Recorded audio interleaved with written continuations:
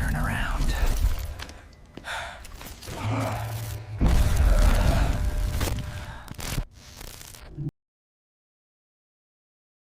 Story 1. The night shift at building 47 ED.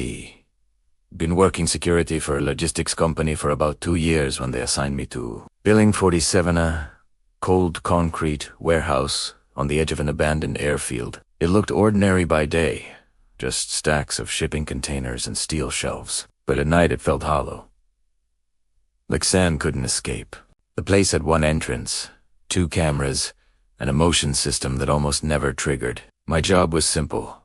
Patrol every hour, log the time, and keep the lights running. The first few nights were uneventful until the system began flagging motion in Zone D, the farthest aisle where the overhead bulbs had been burned out for months. Each time I'd checked the feed, the screen would flicker, then show nothing but an empty corridor. On the 4th night, the motion alarm tripped again 3:30 AM. I grabbed my flashlight and walked the length of the warehouse. The air felt different there, warmer somehow, as if someone had been standing still for a long time. When I reached Zone D, my radio hissed to life on its own channel. A voice identical to mine said, "You're already here." The radio dropped from my hand. The flashlight beam trembled over the concrete floor and landed on a single set of footprints, bare, wet, leading straight to the steel wall. They stopped there, no exit. I tried to back away but heard footsteps behind me, matching my retreat. Every time I turned, the sound shifted to the opposite end of the aisle. Circling, I ran for the control booth and locked the door. The monitors showed static on every camera except one, Zone D. In that feed, the flashlight I dropped was rolling slowly across the floor. Then it stopped. A figure bent down, picked it up, and aimed it directly at the camera. The lens whited out for a second. Then the image cleared, showing me sitting inside the booth, watching the monitors. The building manager found me at sunrise. Door still locked from the inside. They said the security tapes from that night were blank except for one frame, a handprint smeared on the inside of the camera housing, too deep for a human finger to reach. I quit that job the same day. Months later, the company sold the property. The buyer demolished everything except one wall. Zone D, a steel barrier, because the workers said it wouldn't come down. Story 2. The hospital wing that never closed in 2016. I took a night watch job at a small private hospital. Most of it was routine. Check visitors, walk the holes, make sure the generators were stable during storms. The only strange part was the west wing on older section that had been sealed for renovation. They told me not to bother with that corridor. It wasn't on my patrol map. Still, every night around 2 AM, the elevator panel would light up by itself, the button for the west wing glowing, even though the system had no power to that floor. One night, the chief nurse radioed me. "Could you shut that light off? It's creeping people out." I went down, pried the doors open with my key, and found the elevator empty but wet, as if someone had just stepped out of a shower. Footprints led down the dark hallway beyond the barrier tape.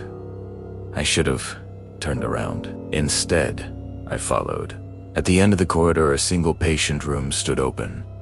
The air inside smelled like antiseptic and sea salt. On the bed lay a chart dated 1978, describing a patient who had drowned before. A Rivlo no. Pulse, resuscitation. Ongoing. Then I heard it. A monitor beeping steadily. But the wires trailed to nothing. Each tone echoed longer than the one before, until it became a flat, continuous whine. The fluorescent lights flickered and revealed shapes in the reflection of the window orderlies in outdated uniforms performing CPR on empty air. One of them turned his head toward me, his face blurred like a smear of water across glass. The next moment I was standing alone, the sound gone, the hallway dark again. When I stepped back into the elevator, my radio crackled. A voice said, "Patient revived." Returning to observation. Then silence. Maintenance reviewed the elevator logs later and found an unlisted floor. Between 3 and 4, labeled simply W. None of the staff had access to it. The West Wing has since been rebuilt into offices. But sometimes, during late rounds, nurses still hear an elevator door slide open in an empty shaft, and A calm voice saying, "Observation complete." Story 3.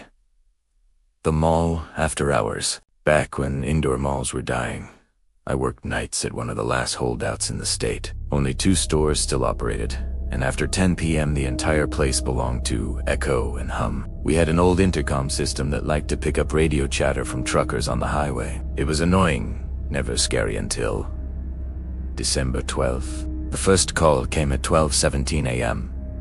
A child's voice whispered through every speaker at once. "Is it still open?" I checked the cameras, nothing but empty corridors and the dim blue light of cleaning machines. Then I heard footsteps on the second-floor balcony. I took the escalator up, flashlight shaking. Halfway there, the intercom hissed again. Same voice repeating, "Is it still open?" At the top, I saw a small figure standing by the railing, facing the dark atrium. Lightning flashed outside, and for that instant, the figure's shadow stretched across the opposite wall. Far too tall for a child. "Hey!" I called, but the figure slipped behind a column.